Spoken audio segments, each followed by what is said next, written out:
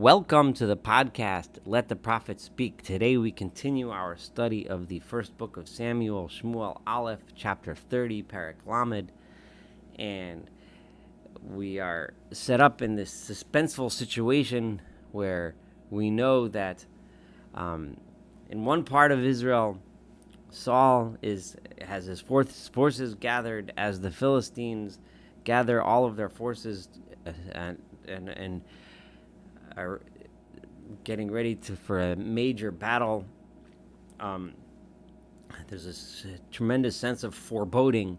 We have the leader, Saul, trying to get guidance from God, but receiving nothing, feeling abandoned, even trying to get guidance from the dark side, which unfortunately didn't help him either. So he is despondent. He has the odds stacked against him, and instead of standing up bravely and leading the people, he is desperate. On the other hand, we have David, who was in a very tough situation where he almost had to choose between his master Achish, who has been giving him refuge, and his own people of Israel, but he got saved at the last minute. So he's leaving the battlefield and heading back home. Home is the city of Ziklag. Remember, Ziklag is this town in the Philistine area that Achish gave to David and his followers to settle and live in. So this is where they were living with their families. And David is backing away from the battle. Now, while this happens, we are going to study in chapter 30 of an incident which gives us an insight into the difference between David and his leadership and Saul and his leadership, and the difference between how they relate with their followers and how they handle stressful situations. And so we're going to go on a little bit of a side journey, but it's a very important side journey, and you'll see why as we learn this. And we're also going to learn a little bit about the nature of Amalek. If you remember, which is important because Amalek was the nation that ended up being the ultimate downfall of Saul. If you remember, Saul was he was commanded to destroy the tribe of Amalek, and he only fulfilled his mission halfway by taking the bounty. He killed the people, but he took their goods, their animals, and so on, while he was supposed to destroy them. And it's important to go back and listen to the podcast or study those chapters back there and remember what I said then about Amalek and about why Amalek is so bad. Now, one would wonder, if Saul killed out all the Amalekites, how the Amalekites show up again right here, right now, which is just a couple of years after the other event, and which clearly demonstrates, beyond any shadow of a doubt, that the term Amalekites doesn't really refer to a specific nation. And remember, go back to our discussion in previous podcasts about this. It doesn't refer to a specific nation or a specific genetic group, racial group of people, but rather it refers to these tribes of bandits that loosely may have descended from a founder. They may have some racial or genetic similarities, but for the most part, we're talking about a group of bandits that ran around, that lived in and that wandered through the desert, presumably to a large part these areas of what we would call the Negev Desert today in southern Israel and the area of the Sinai today, and would hide out in various places and raid towns when they were vulnerable, and take people to sell away as slavery, steal the women, and also steal their goods. And these people made it impossible for a civilized nation to set up basic routes of commerce and basic civilizations in towns and cities. The Amalekites The reason why they needed to be destroyed was because they were an enemy of civilization. They were an enemy of the rule of law, an enemy of basic commerce and economy and things that are necessary to set up the kind of society that God wants. People that didn't answer to any law, didn't answer to any semblance of order. Now, so at this time, the Philistines themselves and all of their armies were away at battle. David had left with his men to battle, and leaving the women, children, and things behind. The Amalekites would have known, what's going on. Of course, they keep their ears to the ground. They know what's happening, and they know that the towns are now vulnerable to attack. And this is what the kind of people they were. They were not the kind of people that were man enough, so to speak, to show up to a real battle and to fight the way appropriate fight. They just prey upon the weak, and this was a perfect opportunity. So Vayihi bevo David va'anashav et Ziklag bayom hashlishi, and it was when David and his men came back to Ziklag on the third day. So it was a 3-day trip from where they were at the battlefield on their way to Jezreel back to Ziklag. Amaleki pashtu, and it turns out that the Amalekites, during those times when they had been gone, they had pashtu el Negev yel Ziklag. They had raided into the Negev region and into Ziklag. Vayaku et Ziklag, and they struck the city of Ziklag. Vayisrafu ota ba'esh, and they burnt down the city of Ziklag. Vayishbu et hanashim asher ba, and they captured all of the women in the town, mikaton v'ad gadol, from the older ones to the younger ones. Lo hemitu ish, they did not kill anyone, right? Vayinagu, and they led them away. Vayelchu darkam, and then they went on their way. So the Amalekites basically took all the women, and presumably it says mikaton v'ad gadol, and the children as well, and they disappeared into the desert wilderness. So this is obviously a devastating thing to come back to. The men just went out to war, and they come back, and their families are gone, their goods are gone, and however, they didn't kill anyone, which means that there's a chance that maybe they could be saved if they could be found. But how does one go about finding? Remember, David himself had spent years hiding in the desert from Saul, and Saul, no matter how hard he tried, couldn't find him. So that should give you a general idea about how easy it is to hide in the wilderness. And to this day, for those that follow the news would remember that ISIS and various groups of terrorists often use the Sinai desert as a place to hide because it's vast, it's unpopulated, it's a very difficult terrain, and it's an easy place to hide where no one can find you, even in our century today. So back then, how much easier it would have been without drones and satellite technology to look after them. So Vayavo David v'anashav el ha'ir. So David and his men came to the city, v'hinei srufa ba'esh, and they see it is burnt down. U'neshehem, and their wives, u'vneim, and their sons, u'nosem, and their daughters, nishbu, are captured. Vayisa David v'ha'am asher ito es kolam vayivku. And David and the nation, the people that were with him, they started to cry and raise their voices, ad asher ein bohem koach livkos, until they had no more strength to cry. The verse is describing to us how incredibly distraught they were, understandably, such a tragic, awful situation from which one would think there's no way to get out of this. Ushtei neshei David nishbu, and the two wives of David as well had been captured.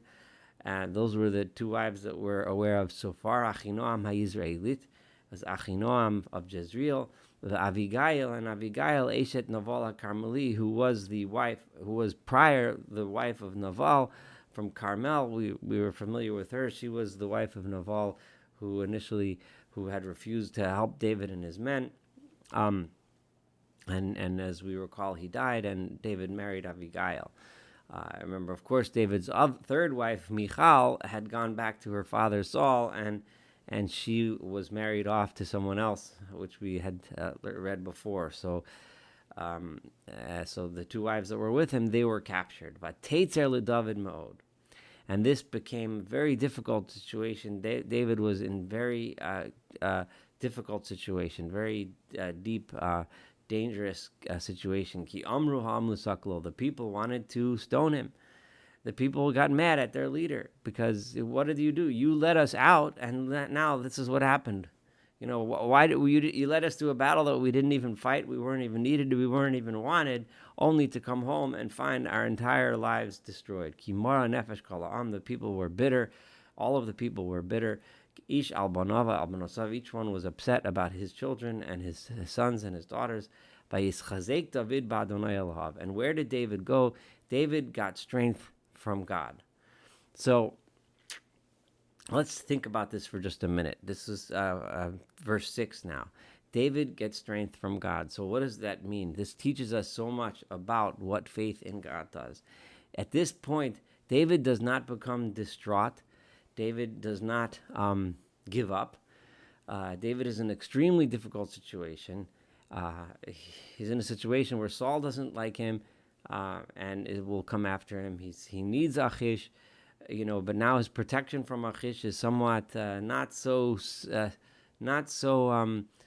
stable, not so solid anymore, because of course it could Achish had to dismiss him from battle. The other Philistine leaders are suspicious of him, and now he comes back, and his own people have turned on him, and his own family is gone. All of their families are gone, and David now has to find strength in God and find strength to look inside his own heart and find strength in God to help somehow lead the people out of this situation.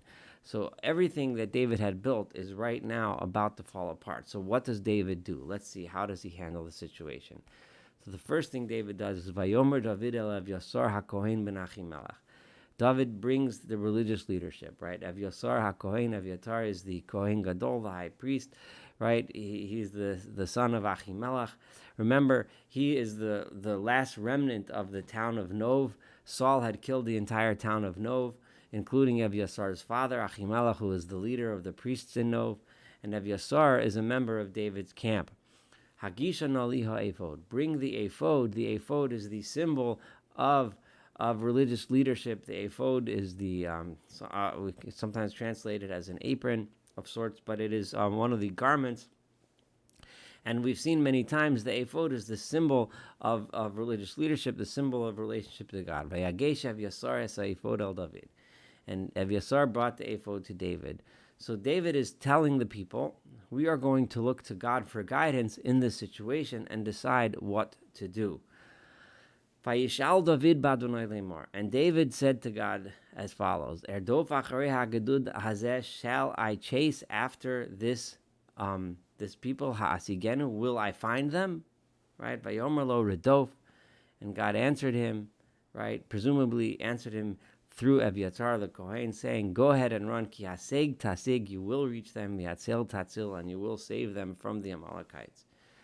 Now, I want to point out here that there's many ways of understanding how this works. When a king, like in this case David, an almost king, the real king, even if he's not recognized as such, when he approaches God by asking through the Kohen Gadol. And one is to understand, of course, that it is God himself answering by placing a prophecy into Evyasar. There is if you remember in our discussion of chapter 28, when we discussed the different approaches to studying Tanakh and the rationalistic versus the mystical approach, and the rationalistic approach is such that here we have David and Evyasar asking God. Of course they're asking God. And they're telling the people, we have two choices here, right? One choice is we can give up and cry and cry and cry and threaten to stone each other and so on and kill me. But what would that help us? Rather, will we be successful? I can't guarantee that we will be successful, but I can guarantee that if we stay here and continue on this path, then we will definitely lose everything. So shall we go after them? Shall we chase them? And the answer that the Kohen Gadol gives, the answer that God wants him to give, is, of course, we should go. Because if we go, we will find. We will keep trying. We will work hard. We will do everything we can to save our families and to save what we have.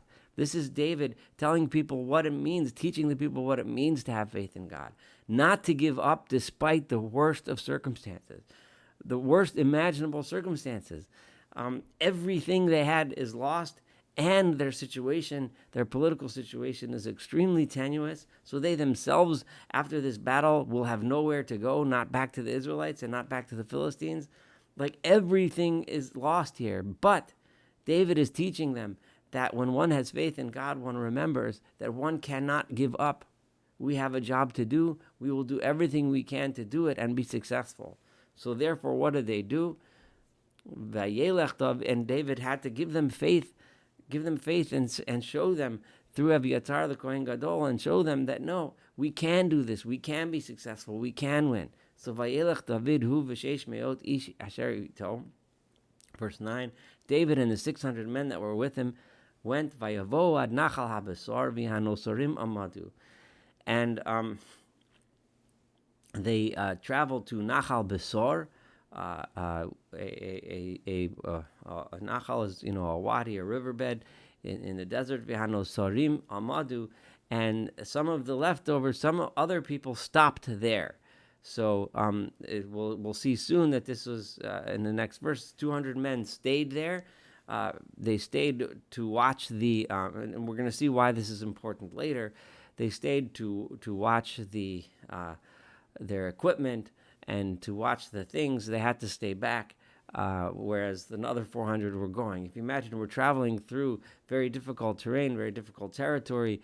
They can't bring all of their belongings with them. They have to be light-footed. They have to, just bring simple weapons and just enough provisions to make it. But so because they have to leave supplies behind, they needed to leave 200 people behind. Vayirtof David hu v'arba me'os ish. And David continued to chase with 400 men. Vayamdu matzayim ish, and 200 men stopped. Asher pigru, because they were too tired me'avoras nachal besar, to cross Nachal Besar. That's why they were chosen, because they stayed back. They said, this is too difficult. This is too hard. We'll stay here, and you guys run ahead and do what you can, and we'll stay here and watch these things.